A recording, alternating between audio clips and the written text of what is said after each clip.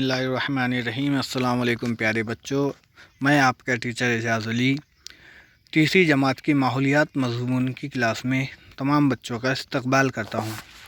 प्यारे बच्चों, हमें ज़िंदा रहने के लिए सबसे ज़्यादा किस चीज़ की ज़रूरत है? बताओ ज़रा। शाबाश। हमें ज़िंदा रहने के लिए सबसे ज़्यादा हवा की ज़रूरत होती है, सांस लेने की ज़रूरत होती है, जिसके ज़रिए हम ऑक्सीजन गैस लेते हैं। अगर हम मेरी सांस बंद हो जाए तो हम फौत हो जाएंगे। इसी तरह पानी ऑक्सीजन के बाद किस चीज़ का नंबर आता है कि हमें ज़िंदा रहने के लिए सबसे ज़्यादा कौन सी चीज़ की ज़रूरत होती है? आप इस यूएस के फ्रंट बुक पेज पर भी देख रहे होंगे। हमें ज़िंदा रहने के लिए दूसरे नंबर पे जो सबसे ज़्यादा ज़रूरी है वो है पानी। अगर पानी ना मिले तो हमारी ज़िंदगी फौत हो जाएगी। हम हमारी ज़िंदगी में हमारे इस पानी का बहुत ज़्यादा इस्तेमाल करते हैं, है ना। अब देखिए, पानी का इस्तेमाल सभी जानदार करते हैं। अब इस तस्वीर में, हमारी फ्रंट बुक की तस्वीर में भी जितने भी जानदार हैं सब पानी का इस्तेमाल करते हैं। तो इसी तरह ये पानी कहाँ से आता होगा, कैसे आता होगा, इसका एक जगह से दूसरी जगह कैसे पहुंचाया जाता होगा, आज हम ईवीएस की क्लास में इसी पे मज़ीद मालूमात हासिल करेंगे कि पानी कहाँ से आता है। तो आइए चलते हैं, शुरू करते हैं हमारा आज का सबक, जिसका नाम है हमारी पानी की ज़रूरत। हमारी पानी की ज़रूरत। तो बताओ भला, ऐसा होता है ना, कभी कभी हमारे आँख से आंसू बहते हैं। कभी कभी हमारे आँख से आंसू बहते हैं। इमली देखकर मुंह में पानी भर आता है। इमली देखकर मुंह में पानी भर आता है। ज़ुकाम होने पर नाक से पानी बहने लगता है। ज़ख्म होने पर खून निकलता है। ज़ख्म होने पर खून निकलता है। इससे क्या ज़ाहिर होता है? सोचो ज़रा, क्या ज़ाहिर होता होगा इससे? देखिए, आंसू बहे, मुंह में पानी आया, आँख से खून निकला, नाक से ज़ुकाम बहा, तो ये सब में क्या है, एक चीज़ कॉमन है कि वह है पानी। क्या है? पानी। ये पानी मुख्तलिफ़ शक्लों में हमारे जिस्म में मौजूद होता है। इससे ज़ाहिर होता है कि हमारे जिस्म में काफ़ी तादाद में पानी मौजूद होता है। अब देखो, आंसू, राल, नाक से बहने वाला पानी और खून, इन बहने वाली चीज़ों में पानी मौजूद होता है। इन बहने वाली चीज़ों में क्या होता है? पानी मौजूद होता है। आओ ये करके देखें। एक छोटी सी ककड़ी लो। एक छोटी सी हमने ककड़ी ली है। इसे बड़ों की मौजूदगी में कद्दूकस से बारीक करो। कद्दूकस से इसको क्या करो? बारीक करो ककड़ी को। ये कद्दूकस से बारीक करो। बारीक होने ककड़ी को ताकत से दबाओ। बारीक हुई ककड़ी को ताकत से दबाओ। अब ये काम हो गया, तो उसमें से क्या गिरा आपको पता चल जाएंगे। तश्तरी में वो जमा हुआ है। अब लीमू का एक टुकड़ा लो। लीमू का एक टुकड़ा लो। इसे ताकत से निचोड़ो। इसे ताकत से निचोड़ेंगे तो क्या निकलेगा? इसमें से भी रस निकलेगा। ककड़ी निचोड़ी, इसमें से क्या निकला? रस निकला, पानी निकला। तो अब हमने क्या देखा? तुमने देखा कि ककड़ी के बारीक लच्छे और लीमू के टुकड़े से रस निकलता है। क्या निकलता है? रस निकलता है। इससे जाहिर होता है कि लीमू और ककड़ी के रस में भी पानी पाया जाता है। लीमू और ककड़ी के रस में भी क्या होता है? पानी होता है। अब देखिए, हम खेलते हैं, कूदते हैं, हमें प्यास लगती है। हमें प्यास क्यों लगती होगी? देखेंगे अब। हमारे जिस्म के अफ़ाल मुनासिब तरीके से होना ज़रूरी है, इसलिए हमें पानी की ज़रूरत होती है। यानी जिस्म ने सही ढंग से काम करना चाहिए, इसलिए हमें पानी की ज़रूरत होती है। पानी की वजह से खून पतला रहता है। पानी की वजह से क्या होता है? हमारे जिस्म का खून पतला रहता है। इस वजह से हमारे जिस्म में दिल से पूरे नसों में हरकत करता है खून। अगर खून जमा हुआ रहे तो हमारे जिस्म में हरकत नहीं कर पाएगा, और खून ने हरकत करना बंद कर दी तो हमारा भी चैप्टर क्लोज़ हो सकता है। तो इसी तरह देखो, पानी की वजह से ग़िज़ा के ठीक तरह से हज़म होने में मदद मिलती है। अब जो हम खाते हैं उसे हज़म भी करना ज़रूरी है ना, तो इसलिए पानी की ज़रूरत होती है। बेकार मादे पेशाब के ज़रिए जिस्म से बाहर खारिज हो जाते हैं। बेकार जो मादे हैं जिस्म के अंदर, हम पानी पीते हैं तो उसकी वजह से वो मादे, यानी अंदरूनी धुलाई के लिए हम जिस्म के अंदर पानी भेजते हैं, उससे बेकार मादे पेशाब के ज़रिए खारिज हो जाते हैं। जिस्म में पानी की कमी नहीं होनी चाहिए। इसके कम होने पर हमें प्यास लगती है। यानी जिस्म में जब पानी कम हो गया तो हमें क्या लगती है? प्यास लगती है। इंसान की तरह दूसरे जानदार को भी पानी की ज़रूरत होती है। आपको पानी की सबसे ज़्यादा प्यास कब लगती होगी? सोचो ज़रा, जब आप तेज़ धूप में घर से चलकर स्कूल आते हैं या स्कूल से चल के घर जाते हैं तो आपको पानी की ज़रूरत पड़ती है। इसी तरह जब आप बहुत ज़्यादा खेलते हैं और खेल की वजह से आपका पसीना बह जाता है तो आपको पानी की ज़रूरत होती है। अब देखिए, बताओ ज़रा, आपको इन बताओ भला, नदी किनारे पानी पीने वाले जानवर कौन से हैं? नदी किनारे पानी पीने वाले जानवर कौन से हैं? सोचो और बताओ ज़रा। पानी में गोता लगा रहा है। पानी में कौन गोता लगा रहा है? पानी भरकर ले जाने वाले लोग पानी किस लिए इस्तेमाल करने वाले हैं? अब हम देखेंगे तस्वीर। ये हमारे सवाल हो गए कि हाँ, नदी किनारे कौन से जानवर पानी पीते थे? नदी किनारे बैल, गाय, बकरियां वगैरह पानी पीने आती हैं। नदी में कौन गोते लगा रहे हैं? नदी में बच्चे गोते लगा रहे हैं। अब ये लोग पानी भर के लेके जा रहे हैं, किस लिए लेके जा रहे होंगे? ये लोग पानी पीने के लिए, कपड़े साफ़ करने के लिए और दूसरी ज़रूरत के लिए लेके जा रहे होंगे। और यहाँ पे औरतें क्या कर रही है? पानी में कपड़े धो रही है। देखिए, अब बात आती है पनघट। इसे कहते हैं पनघट। अब ये देखिए, ये नदी है पूरी। ये क्या नदी है? ये बह रही है। अब यहाँ पर गांव में एक मजबूत दीवार बनी हुई है पत्थर की, तो इसे कहते हैं पनघट। क्या कहते हैं? पनघट। ये नदी का किनारा। अब देखिए, नदी का किनारा हो गया। ये तो गांव की हद तक हो गया। जंगल में पनघट नहीं होती, वो कुदरती तौर पे बन जाती है। तो आइए अब देखते हैं पनघट के बारे में क्या लिखा है यहाँ पे। मस्जिद। अक्सर गांव में तालाब या नदी के किनारे गांव की गायें, भैंसें, बकरियां पानी के लिए आती है। पनघट के पास घास और झाड़ियाँ उगी होती है। पनघट के पास क्या होती है? घास और झाड़ियाँ उगी होती है। जानवर पानी में गोता लगाते रहते हैं। टीटर, मुर्ग, माही, बगले जैसे परिंदे भी नज़र आते हैं। यानी मछलियाँ खाने वाले या पानी में के कीड़े खाने वाले टीटर, मुर्ग या माही, बगले वगैरह।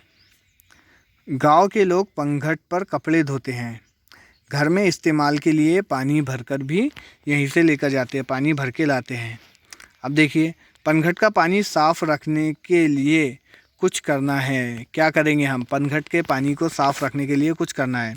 अब ये पनघट है। अब यहाँ पे सबसे पहले हम देखेंगे कि गंदगी क्यों होती है। गंदगी क्यों होती है? अब ये बैल को पानी में ले जाकर नहलाया जा रहा है, तो बैल की गंदगी पूरी कहाँ गई? पानी में गई। ये कपड़े धो रहे हैं, तो ये बचा हुआ पानी कहाँ गया? नदी में गया, पनघट में गया।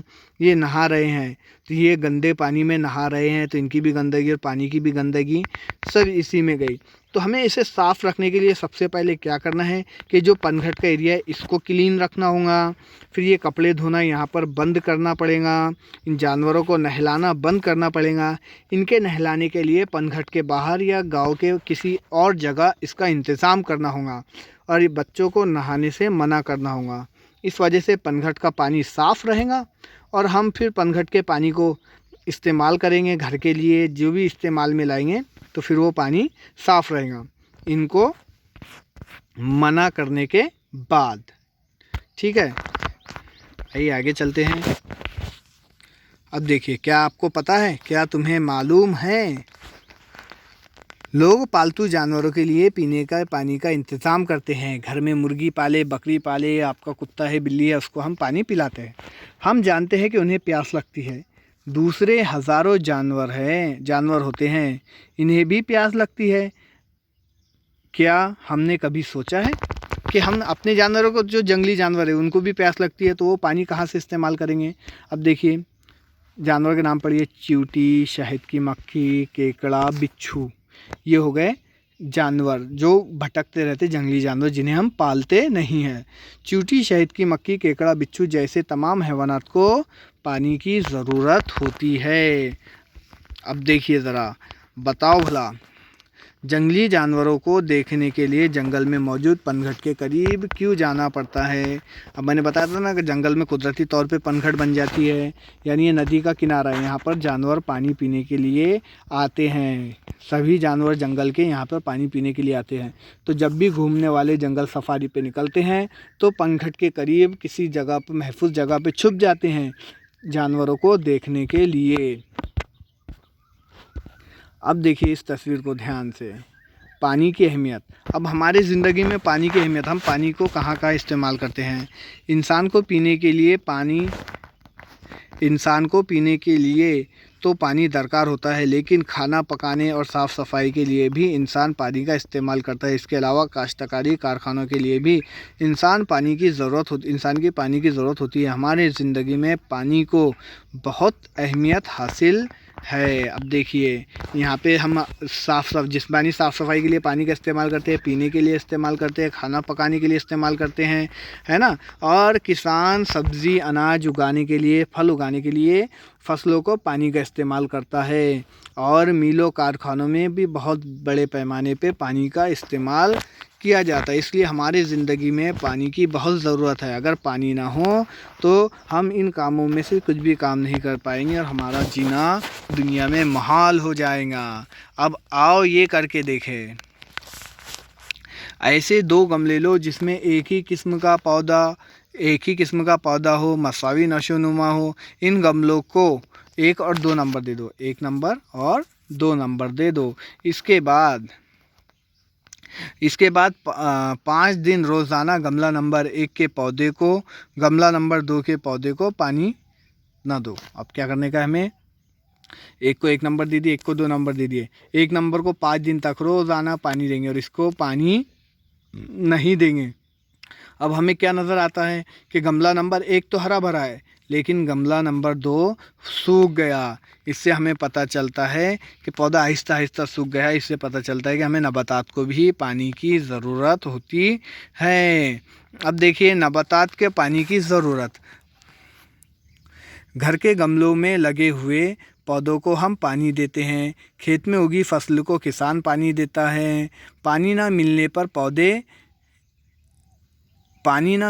पर क्या पौधे ज़िंदा रहेंगे? अगर इनको पानी ना मिल जाए तो ये किसान की फसल भी सूख जाएंगी, हमारे पौधे भी सूख जाएंगे, उनको फल फूल नहीं लगे, हमारा नुकसान हो जाएगा। यानी हैवानात की तरह नबातात को भी पानी की ज़रूरत होती है। अब देखो ज़रा, जंगल में उगने वाली नबातात को भी पानी की ज़रूरत होती है। इनको पानी कहाँ से मिलता होगा? जिनको किसान भी नहीं उगाता, अपने आप उग जाते हो कुदरती तौर पे। शाबाश, उनको बारिश से पानी मिलता है। कहाँ से मिलता है? बारिश से। बारिश में, और बारिश के मौसम, गर्मी के मौसम में क्या होता है फिर? तो बारिश में पानी जज्ब होता है ज़मीन के अंदर। नबातात की जड़ें ज़मीन के बहुत गहराई तक जाती हैं। नबातात की जड़ें ज़मीन का जज्ब शुदा पानी चूस लेती है। जो बारिश का पानी ज़मीन के अंदर जज्ब हुआ, वो नबातात की जड़ें पानी को चूस लेती हैं। तो गैर बारिश में, यानी सर्दी में और गर्मी के मौसम में भी वो जिंदा रहती है। अब क्या तुम्हें मालूम है, पानकंस जैसी कुछ नबातात पानी में उग जाती है। ये क्या है? ये पानी में उग सकती है। इन्हें ज़मीन पर उगाने की कितनी भी कोशिश की जाए, लेकिन वो ज़मीन पे ज़िंदा नहीं रहती। ये पौधे को पानी की बहुत ज़्यादा ज़रूरत होती है, इसलिए सिर्फ पानी में ही उगता है। जिस तरह मछली पानी के बगैर ज़िंदा नहीं रह सकती, पानी में ही रहती है, इसी तरह ये पौधा भी है, नबातात भी है, जो पानी में ही ज़िंदा रहता है। इसके अलावा कवल, सिंघाड़ा, जल परनी भी पानी में नशोनुमा पाने वाली नबातात है। ये कवल, सिंघाड़ा, ये भी सिर्फ पानी में ही परवरिश होती है इनकी, पानी के बगैर इनकी ज़िंदगी नहीं हो सकती। अब देखिए, आओ दिमाग पे जोर दें।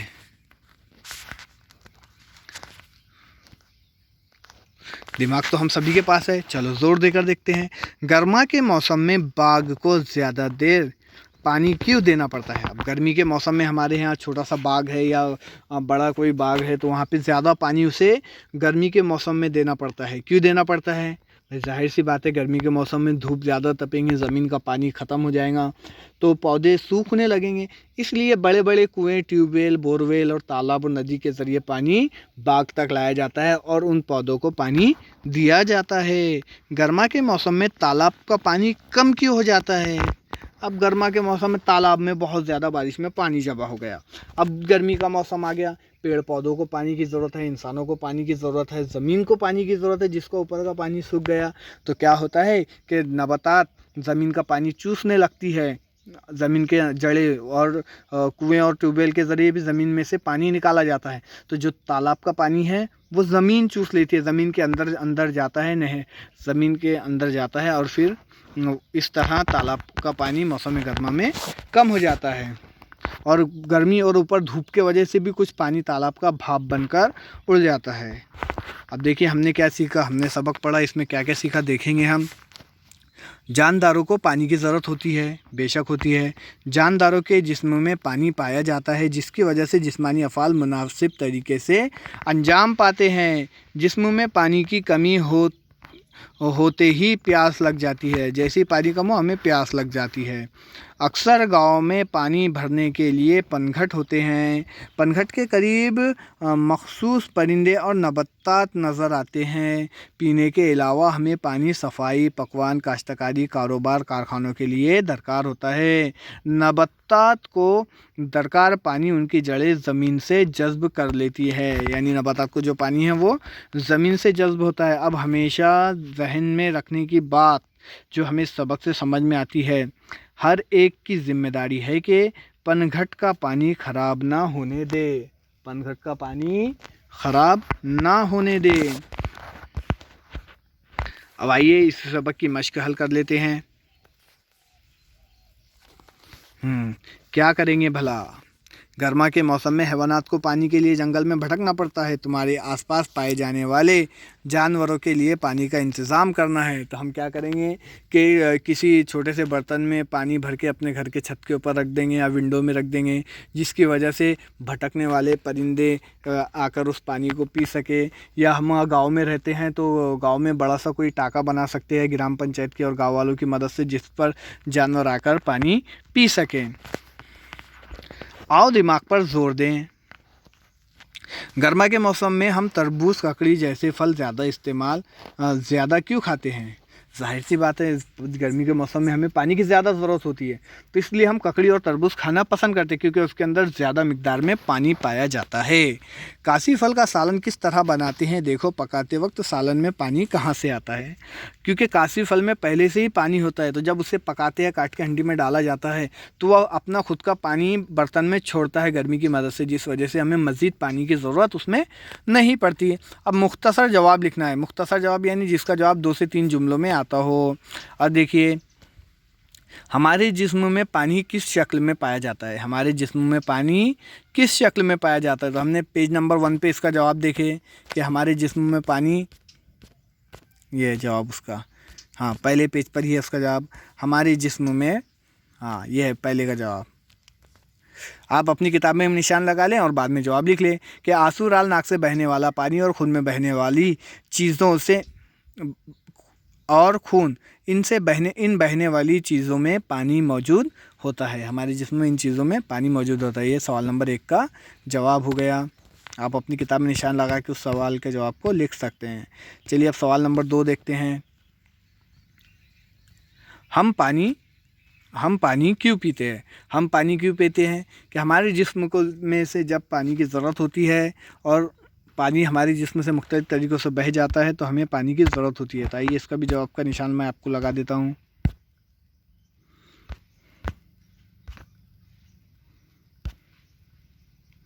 हाँ देखो, हम पानी क्यों पीते हैं।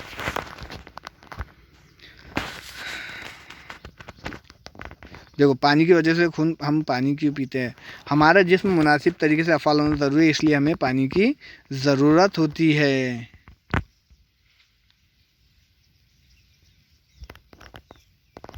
देखो, हम पानी क्यों पीते हैं? जिस्म में पानी की कमी नहीं होना चाहिए, इसके कम होने पर हमें प्यास लगती है, इसलिए हम पानी पीते हैं। तो ये हो गया दूसरे का जवाब, ठीक है ना। अब अगला सवाल देखते हैं। आप अपनी किताब में निशान लगा लें साथ ही, और बाद में लास्ट में उसके जवाबात लिख लें। और मैं कुछ ही सवाल जवाब बताऊंगा, बाकी के आपको तलाश करना रहेंगे। गाय, भैंस, बकरियां पनघट के पास क्यों आते हैं? तो इसका जवाब रहेगा, गाय भैंस बकरियां पनघट के पास क्यों के जगह आते हैं? पानी पीने के लिए आते हैं। ठीक है। सवाल नंबर 2। सवाल नंबर 4, ये किस तरह मालूम होता है कि नबातात में पानी पाया जाता है? ये किस तरह मालूम हुआ कि नबातात में पानी पाया जाता है? तो हम ककड़ी और तरबूज और नींबू का रस निचोड़ते हैं, तो इनसे निकलने वाला रस पानी की ही शक्ल है। इससे मालूम होता है कि नबातात में भी पानी पाया जाता है। वो दोनों भी लिखना पड़ेगा, ककड़ी और नींबू का, जो हमने तजुर्बा देखे थे। चलो सवाल नंबर 5, पानी मुनासिब मिकदार में ना मिले तो काश्तकारी क्यों नहीं की जा सकती? क्योंकि हाँ, काश्तकारी के लिए पानी की ज़रूरत होती है। अगर पानी मुनासिब मिकदार में ना मिले तो फसलें सूख जाएंगी और काश्तकारी नहीं की जा सकेंगी। ये हो गया सवाल नंबर 5 का जवाब। सवाल नंबर 6, बड़े शहरों को ज़्यादा पानी की ज़रूरत क्यों होती है? बड़े शहरों को, जैसा कि हमारा शहर मुंबई, हमें पानी की ज़्यादा ज़रूरत क्यों पड़ती है? क्योंकि बड़े शहरों में आबादी ज़्यादा होती है, लोग ज़्यादा होते हैं, इसलिए ज़्यादा लोग होंगे तो ज़्यादा पानी की ज़रूरत होगी। और इसके अलावा वहाँ पे बड़े बड़े कारखाने भी होते हैं जिन्हें भी बहुत ज़्यादा पानी की ज़रूरत होती है। सवाल नंबर 7, जंगल में पाए जाने वाली नबातात को पानी किस तरह हासिल होता है? यानी जो नबातात है, जंगल में नबातात है, उसकी जड़ें ज़मीन के अंदर रहती हैं, तो वो ज़मीन के अंदर से पानी, बारिश के मौसम में जो पानी ज़मीन के अंदर गया, वो गर्मियों के मौसम में उसकी जड़ें जज्ब करके ऊपर पत्तों तक पहुंचाती है। तो इस तरह जंगल में पाई जाने वाली नबातात अपनी जड़ों की मदद से बारिश और गैर बारिश के मौसम में अपनी जड़ों की मदद से ज़मीन का पानी जज्ब करके अपनी पानी की ज़रूरत को पूरा करते हैं। अब सवाल ये दाल है, देखिए दाल, कौसैन में दिए गए लफ्ज़ों की मुनासिब मदद से खाली जगह पुर कीजिए। हम कौसैन में जो दिए गए वो पढ़ लेंगे पहले। गोता, पालतू, अहमियत, पतला, जज्बशुदा, जंगली जानवर। अब ये सब आएंगे इन खाली जगह में। अब कौन सा किधर आएगा देखेंगे ज़रा। चलो अब पहली खाली जगह पढ़ते हैं हम कि पानी की वजह से खून डैश रहता है। पानी की वजह से खून पतला रहता है, तो ये आ गया पहले में। ठीक है। अब दूसरा देखते हैं, जानवर पानी में डैश लगाते हैं। जानवर पानी में क्या लगाते हैं? पनघट के किनारे गोता लगाते हैं, तो ये दूसरे का हो गया। अब तीसरी खाली जगह देखेंगे, लोग डैश जानवरों के लिए पीने के पानी का इंतज़ाम ध्यान से करते हैं। कौन से जानवर के लिए पानी का इस्तेमाल करते हैं? जंगली जानवर? नहीं, पालतू जानवरों के लिए करते हैं, क्योंकि जंगली जानवर ये डेंजर होते हैं और ये जंगल में रहते हैं, इसलिए उनके लिए इंतज़ाम नहीं करते। सिर्फ पालतू जानवरों के लिए हम पानी पीने का इंतज़ाम करते हैं। खाली जगह नंबर 4, डैश को देखने के लिए जंगल में मौजूद पनघट के करीब जाना पड़ता है। पनघट के करीब तमाम जंगली जानवर पानी पीने के लिए आते हैं, तो पनघट के करीब महफूज जगह से हम उन जानवरों को देख सकते हैं। तो 4 नंबर की खाली जगह में जंगली जानवर आएंगे। और 5 नंबर की खाली जगह पढ़ने जा रहे हैं। चलिए, इंसान की ज़िंदगी में पानी की बहुत डैश है, बहुत अहमियत है। क्या है? अहमियत। तो ये कौन से में आएगा? 5 नंबर में आएगा। अब 6ठी खाली जगह देखते हैं, ज़मीन का डैश पानी नबातात की जड़ें चूस लेती है। तो ज़मीन में जो बारिश के मौसम में जज्ब होता है पानी, तो उसे बारिश के जज्बशुदा पानी, तो ज़मीन का पानी नबातात जड़ें चूस लेती है। अब सरगर्मी, मालूम करो कि तुम्हारे गांव में पानी का अवामी ज़रिए किन वजूहात की बिना पर गंदा होता है।